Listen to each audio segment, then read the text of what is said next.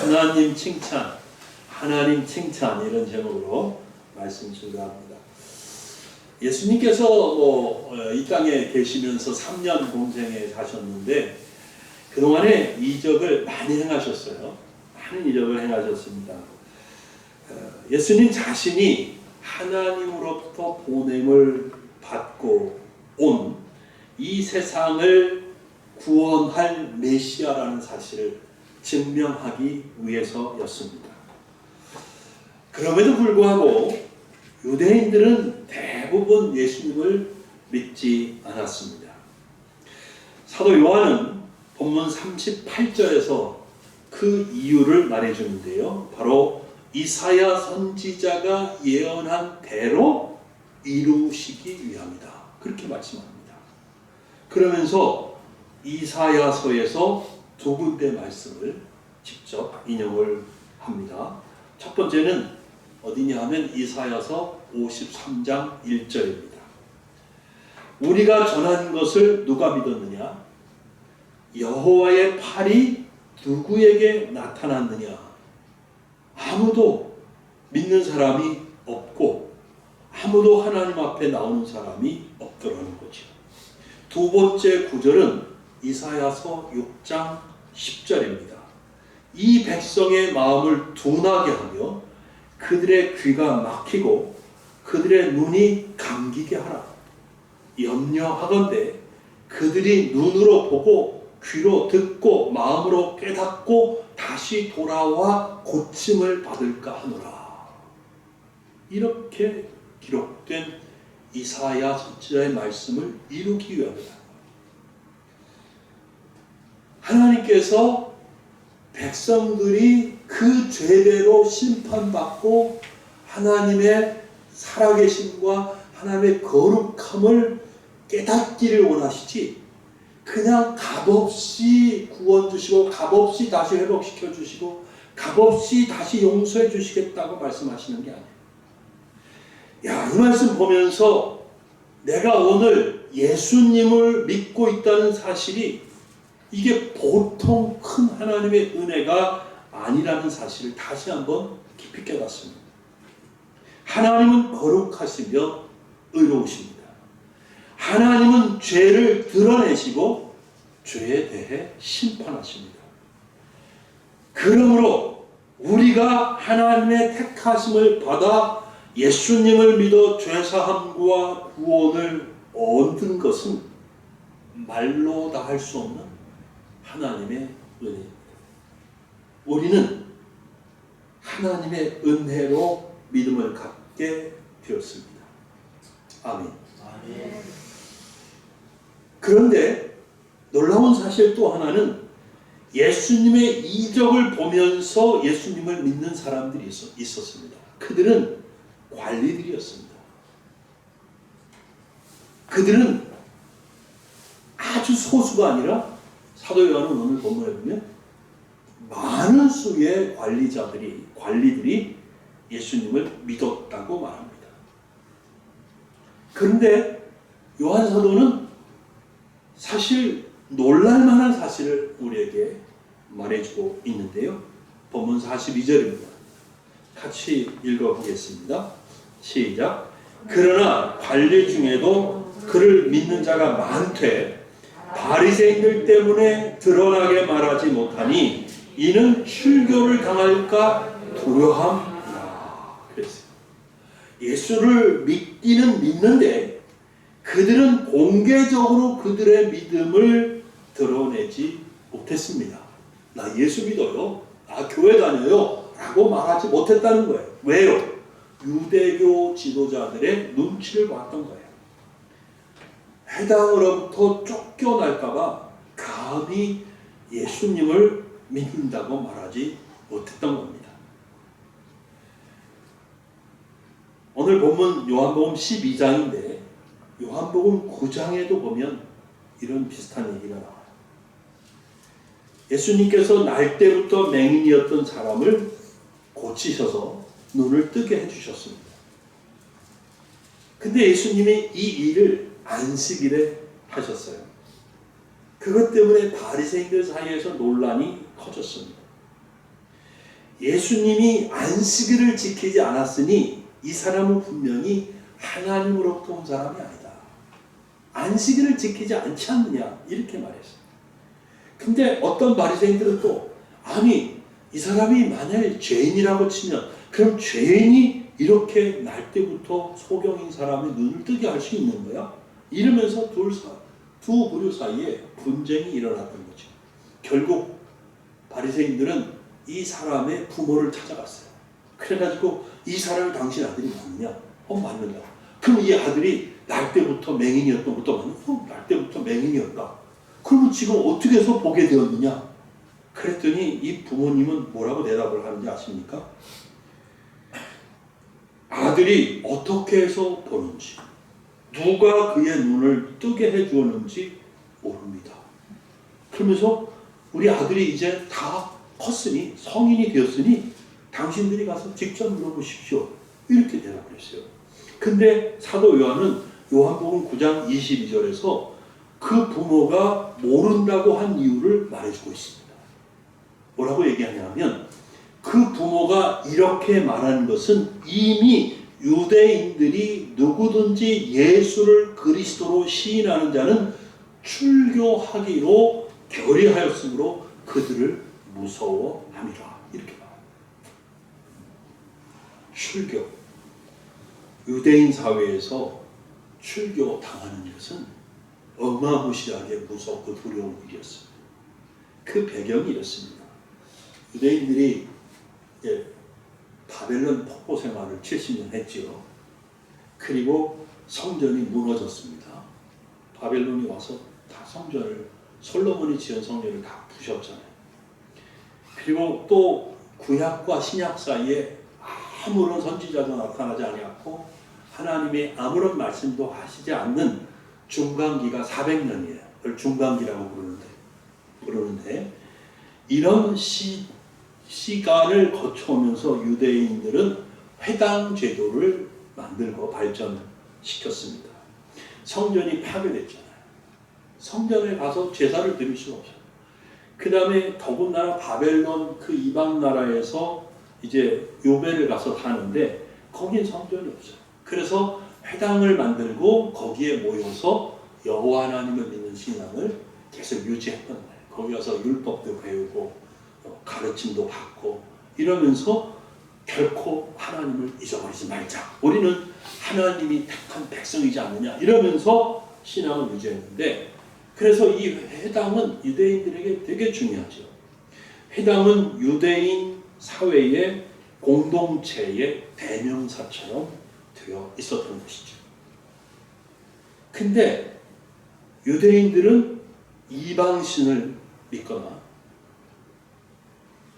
예수님을 믿는다고 하면 예수님을 믿는 사람들까지도 출교를 시켜버렸던 겁니다. 출교에는 세 가지 종류가 있었습니다. 첫째는 내집파라고 하는데 이건 아주 약한 거예요. 일주일 정도 그냥 파문하는 건데 비공식적인 거예요. 둘째는 조금 심각해요. 니두이라고 하는 출교인데 이것은 30일 정도로 파문을 출교를 시키는 건데 이건 공식적인 겁니다. 이것을 당하면 일반 백성들과의 교류가 금지돼요. 예배에는 나올 수 있어요. 종교적인 행사에는 나올 수 있는데 일반 백성들과 교류를 하지 못하게 했어요. 마지막 출교는 가장 엄한 것인데 이건 헤렘이라고 하는 겁니다. 이 헤렘은 영구적인 출교예요.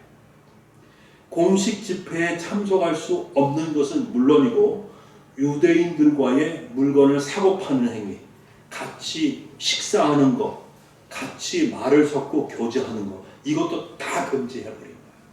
그래서 이 헤렘이라는 출교는 유대인 사회에서 정상적인 사회생활이 모두 차단되는 사실상 사형 선고나 다름없는 가장 엄중한 처벌이었던 것이죠. 이렇기 때문에 유대인들에게 출교는 너무너무 무서운 두려운 형벌이었던 겁니다. 그래서 오늘 본문에서 얘기하듯이 관리들 중에 예수님의 행하시는 표적을 보고 많이 예수님을 믿었는데 이 출교가 무서워서 자신들의 믿음을 드러내지 못하고 있었던 겁니다. 본문 묵상하면서 두 가지 생각이 들어요. 첫째는 내가 대한민국에 사는 거 참 감사하다 이런 생각. 우리가 아무런 거리낄 것 없이 마음껏 예수님을 믿고 섬기고 예배드릴 수 있는 이 자유에 대해서 감사한다라는 생각이 듭니다. 우리나라 헌법에 종교의 자유가 보장되어 있으니 아무것도 두려워할 필요 없이 예수님을 믿을 수 있습니다. 예수님을 믿는다고 누구 눈치를 보지 않아도 돼요. 예수를 믿는다고 정치적으로나 사회적으로 어떤 불이익도 공식적으로 당하지 않습니다. 성경을 감추거나 숨어서 읽을 필요 없이 얼마든지 읽고 싶은 시간에 읽고 싶은 장소에서 읽을 수 있습니다. 예수님을 전도한다고 해도 잡아가지 않습니다. 아무 때나 어디서나 예배를 드려도 아무 상관이 없습니다. 이런 자유가 감사하지 않습니까? 이 조마조마하면서 누가 저기 치고 들어올까, 경찰이 들어올까 막 불안해가지고 깜깜하게 해놓고 뭐 찬송도 살살살살 부르고 막 이렇게 매일 모여서 불안해하면서 이렇게 모였다가 흩어지고 이렇게 예배를 드린다면 얼마나 힘들겠어요. 근데 우리는 마음껏 자유롭게 예배를 드리잖아요. 너무 감사하죠. 두 번째 드는 생각은 이거예요. 자, 이렇게 자유롭게 신앙생활을 할 수 있는 환경이 감사하지만 게을러지지 않고 또 선교적인 이 신앙을 잃지 않고 계속 유지하고 나가기 위해서 하나님의 은혜를 사모하면서 힘쓰고 애써야 한다는 생각을 합니다. 인간은 참 연약하죠. 편안하고 근심이 없으면 신앙이 떨어져요. 근심 걱정이 없어지면 신앙생활이 게을러지고 열정이 식어버립니다. 부인할 수 없죠. 그래서 자유롭고 편안한 환경이 신앙생활을 하는 데에 꼭 항상 좋은 것은 아닐 수 있다는 생각을 하는 거죠. 로마서 12장 11절에 부지런하여 게으르지 말고 열심을 품고 주를 섬겨라 라는 말씀대로 여러분 우리는 자주자주 자신을 돌아보면서 믿음 생활을 해야 합니다. 내가 믿음이 떨어지고 있는 거 아닌가? 내가 주를 사랑하는 그 마음이 식어지고 있는 것 아닌가? 주님은 차든지 덥든지 하라고 했는데 뜨뜻미지근해져 가고 있는 것은 아닌지 늘 생각해 봐야 할 겁니다. 사실 고난 속에 있는 성도들이 더 열심히 신앙생활하거든요. 북한 지하교회 성도들 목숨 걸고 믿음 생활합니다. 중국의 지하교회 성도들도 마찬가지죠.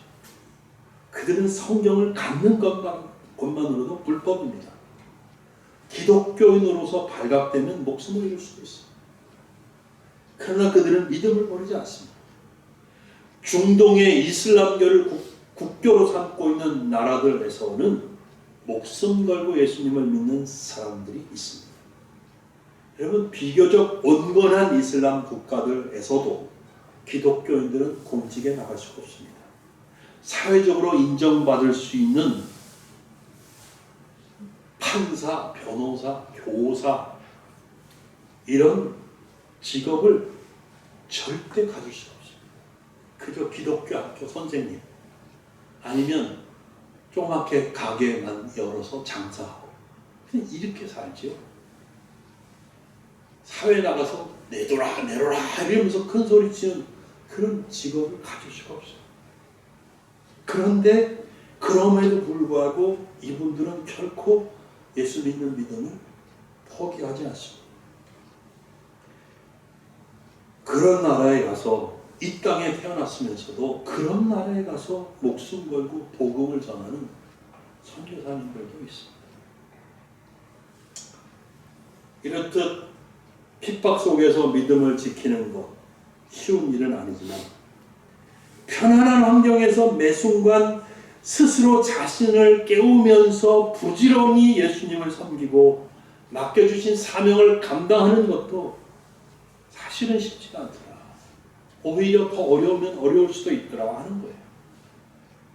우리는 이러나 저러나 사실 하나님의 은혜가 필요한 사람들입니다. 우리 모두 늘 말씀을 가까이 하고 기도에 깨어 있어 감사하면서 부지런히 예수님을 섬길 수 있는 그런 우리 교회 성도님들이 되시기를 예수님의 이름으로 축원합니다. 아멘. 자, 다시 돌아와 보겠습니다.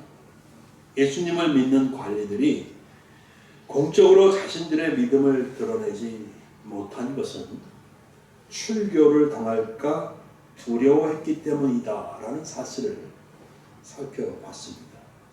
그런데요, 사도 요한이 이런 모습에 대해서 아주 흥미로운 해석을 오늘 본문 속에서 주고 있습니다.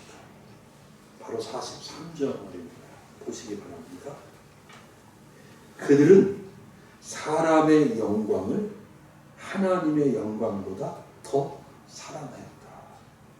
관리들이 예수님을 믿으면서 그 믿음을 드러내지 못한 이유가 출교를 당할까 두려워한 것은 맞는데, 요한이 성령의 감동을 받아서 그 현상을 다시 해석했는데, 그건 뭐냐?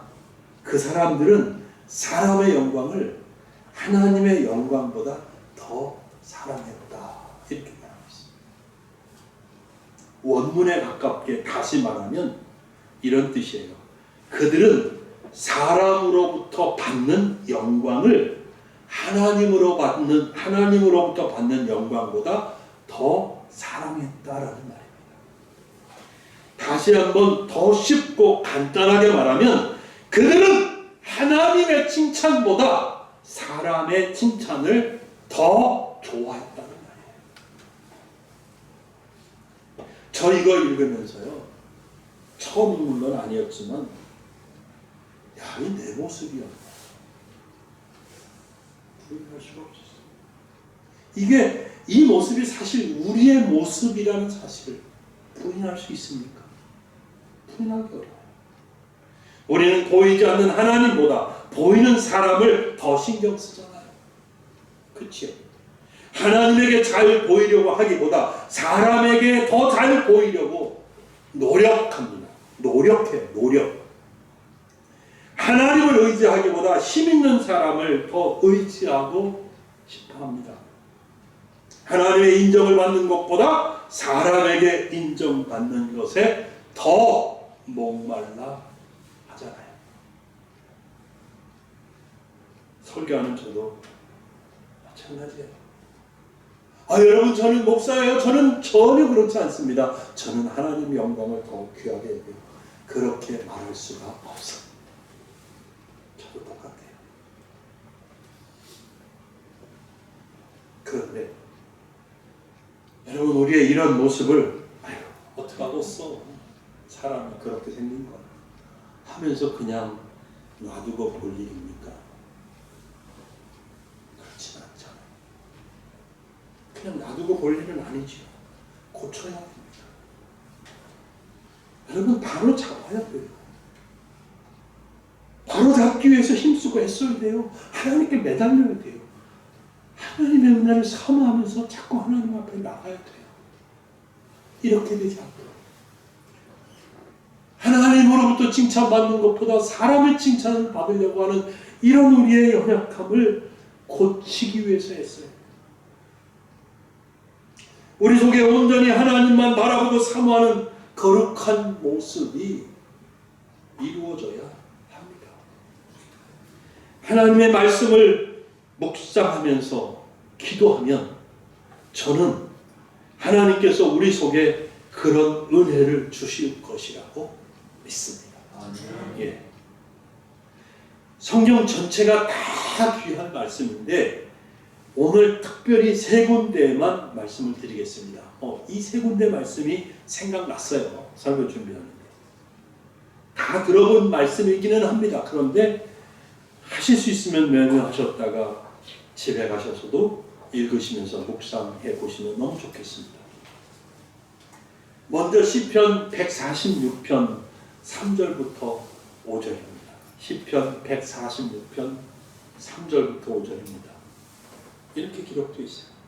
귀인들을 의지하지 말며 도울 힘이 없는 인생도 의지하지 말지니 그의 호흡이 끊어지면 흙으로 돌아가서 그날에 그의 생각이 소멸하리로다.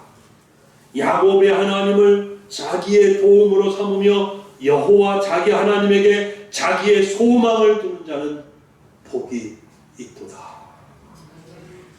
여러분, 사람을 의지하면 실패합니다.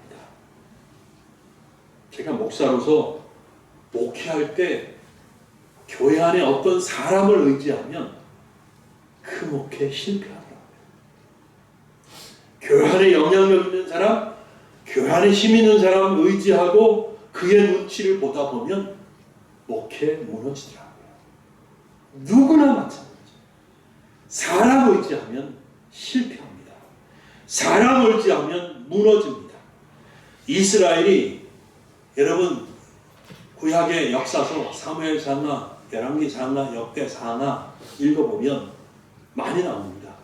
이스라엘이 이방 나라에 의해서 공격을 받을 때 있어요. 근데 그럴 때 믿음이 없는 왕들은 자꾸 이방 나라를 의지해요. 애굽이나 아수르나 또 바벨론 같은 나라의 도움을 구합니다. 막 용병을 사옵니다. 금을 모아주면서 와서 도와달라 그렇게 말합니다. 그런데 그렇게 이방 나라의 도움을 구해서 성공한 적이 한 번도 없습니다. 어떨 때는 성공한 듯 보였는데 사실상 더 큰 실패와 나라가 망하는 것으로 결과가 이어집니다. 그러나 신실한 왕들은 어떻게 했는지 아세요? 아무리 정말 열악한 조건이고 환경이고 아무 힘이 없어서 내 힘으로 저 적군들을 물리칠 수 없는 그런 힘든 시기에도 하나님 앞에 나가서 울면서 기도하고 하나님, 강한 자와 약한 자 사이에 히스기야 왕 같은 분들, 강한 자와 약한 자 사이에 도와줄 분은 하나님밖에 없습니다라고 기도하고 했던 분들은 하나님이 싸워주십니다. 하나님이 천사를 보내서 적군들을 물리쳐 주셔요. 하나님이 싸우시고 도와주셔서 위기를 극복해 냈더라는 거죠. 여러분, 하나님 의지하시기 바랍니다. 힘 있는 세상 사람들 두려워하지 마시고 하나님 의지하시고 하나님 두려워하시고 하나님 경외하실 수 있기를 예수님의 이름으로 축복합니다. 두 번째는 갈라디아서 1장 10절 사도 바울의 고백입니다. 이 말씀도 묵상해 보시기를 권해요. 이제 내가 사람들에게 좋게 하랴, 하나님께 좋게 하랴, 사람들에게 기쁨을 구하랴. 내가 지금까지 사람들의 기쁨을 구하였다면 그리스도의 종이 아니니라. 그리스도의 종은 그리스도를 섬깁니다. 그리고 그리스도의 종은 그리스도로부터 인정과 칭찬을 받으려고 해야 합니다. 사람을 기쁘게 하고 사람으로부터 기쁨을 구하려고 한다면 그런 사람은 그리스도의 종이라고 말할 수가 없습니다. 예수님을 구주이면서 내 인생의 주로 여러분들이 믿는다면 우리는 오직 예수님만 바라보고 예수님만 의지해야 합니다. 예수님을 믿는다고 하면서 자꾸 사람을 의지하고 사람 눈치 보고 사람에게 인정받으려고 뛰어다닌다면 예수님을 주인으로 믿고 섬기는 믿음의 사람이 아닌 겁니다. 사도 바울이 갈라디아서 1장 10절 왜 얘기하는지 아세요? 할례를 필요 없다고 얘기하니까, 예수 믿으면 할례 안 받아도 된다니까, 그렇게 그렇게 예수 복음을 전하니까 유대인들이 핍박한 거예요. 만약에 바울이 유대인들의 눈치를 봤다면, 유대인들을 기쁘게 하고 그들을 만족시키려고 했다면 슬쩍슬쩍 안 보는 데서는 할례 믿으라고, 할례 받으라고 그렇게 얘기하고, 다른 데 가서는 또 이렇게 타협적으로 할 수 있었어요. 근데 바울은 내가 사람을 기쁘게 하겠나? 내가 사람에게 인정을 받으려고 하겠나? 싫다. 나는 그렇게 하기 싫다. 내가 만약에 그렇게 한다면 내가 진정 예수 그리스도의 종이라고 할 수 있겠느냐? 그렇게 말했던 거예요. 여러분, 사람들을 기쁘게 하려고 하고 사람으로부터 오는 기쁨을 구하려고 하지 마십시오. 하나님의 기쁨을 구하고 하나님의 위로를 받으려고 하고 하나님의 축복을 받으려고 하시기를 애쓰고 힘쓰는 우리 성도님들 되시기를 바랍니다. 성경 한 문제만 더 보겠습니다. 사도 바울의 몸에는 가시가 있었지요. 바울은 너무 괴로운 나머지 그 가시가 없어지기를 주님께 기도했어요. 3번 기도했습니다. 근데 예수님께서 바울에게 응답하시면서 이런 말씀을 해주셨어요. 고린도 후서 12장 9절 10절입니다. 고린도 후서 12장 9절 10절이에요. 나에게 이르시기를 내 은혜가 내게 족하도다. 이는 내 능력이 약한 데서 온전하여짐이라 하신지라. 그러므로 도리어 크게 기뻐함으로 나의 여러 약한 것들에 대하여 자랑하리니 이는 그리스도의 능력이 내게 머물게 하려 함이라. 그러므로 내가 그리스도를 위하여 약한 것들과 능력과 궁핍과 박해와 권고를 기뻐하노니 이는 내가 약한 그때에 강함이라. 아멘. 여러분, 하나님은 우리의 체질을 아십니다. 흙으로 만들어진 우리 몸이 얼마나 연약한지 하나님 너무 잘 아세요. 그리고 우리가 얼마나 종종 어리석어지는지, 얼마나 바보 같은 생각을 하는지, 얼마나 지혜가 없는지 너무 잘 아세요. 우리가 얼마나 쉽게 우리의 신앙을 무너뜨릴 수 있는지, 우리가 얼마나 쉽게 우리의 믿음을 팔아먹고 잃어버릴 수 있는지 하나님은 너무너무 잘 아세요. 심지어 바울같이 이 훌륭한 믿음의 정도, 정말 말로 다 할 수 없는 계시를 비밀리에 받았고, 정말 주님을 대면하여 만나고 주님과 깊이 교제했던 이 바울 같은 훌륭한 믿음의 정도 마찬가지였다는 거예요. 그래서 하나님께서 그 몸에 가시를 주셔서 그 위대한 분을 육체적으로는 약하게 만들어 버린 거예요. 왜요? 그 약함 속에서 오직 예수님만 의지하게 하기 위해서. 왜요? 그렇지 않으면 사도 바울도 사람인지라 자만해질 수 있다는 거예요. 교만에 떨어질 수 있었다는 거예요. 하나님은 우리가 우리의 삶의 어떤 형편과 처지에서 힘있어 보이는 사람 혹은 세상의 그 어떤 것이라도 의지하는 것을 기뻐하지 않습니다. 심지어 자기가 내가 이렇게 잘난 사람이야, 내가 이렇게 멋있는 사람이야, 내가 이렇게 많은 것을 가졌어, 내가 이렇게 놀라운 일을 이루어냈어 라고 자만에 빠지는 것도 하나님은 너무너무 싫어하십니다. 하나님은 오직 저와 여러분이 하나님만 바라보고 하나님만 의지하고 하나님께만 영광을 돌리고 하나님께로부터 오는 기쁨과 칭찬을 사모하기를 원하고 또 원하시고 바랐습니다. 아멘. 여러분께 말씀을 뵙겠습니다. 우리 주인은 누굽니까?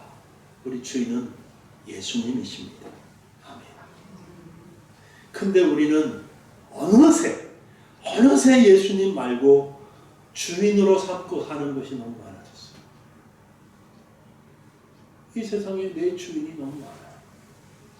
진짜 주인은 예수님인데 너무너무 가짜 주인들을 많이 만들어 놓고 그것을 의지하고 그것을 눈치 보고 또 그것을 또 쫓아가고 그것을 위해서 살아갑니다.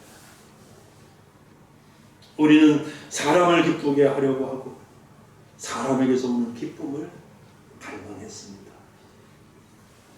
예수님이 주시는 기쁨에 만족하지 못하고 이 세상에서 오는 기쁨과 만족을 추구하느라 너무너무 애써 땀 흘리며 살아왔습니다. 여러분, 그러나 이제 우리는 이 모든 모습을 멈춰야 되겠습니다. 정상 궤도를 벗어난 신앙을 여러분 바로 잡으셔야 할 때입니다. 사람이나 이 세상은 결코 참된 기쁨과 영원한 만족을 줄 수 없기 때문입니다. 우리는 예수님만 기쁘게 하고 예수님으로부터 오는 기쁨을 사모해야 되겠습니다. 오직 예수님이 기쁨입니다. 예수님이 주시는 칭찬과 상급이 참된 것이고 영원한 것입니다. 우리 신임성원교 성도님들이 하나님의 칭찬을 갈망하는 그런 믿음의 성도님들이 되시기를 예수님의 이름으로 축복합니다. 기도하겠습니다.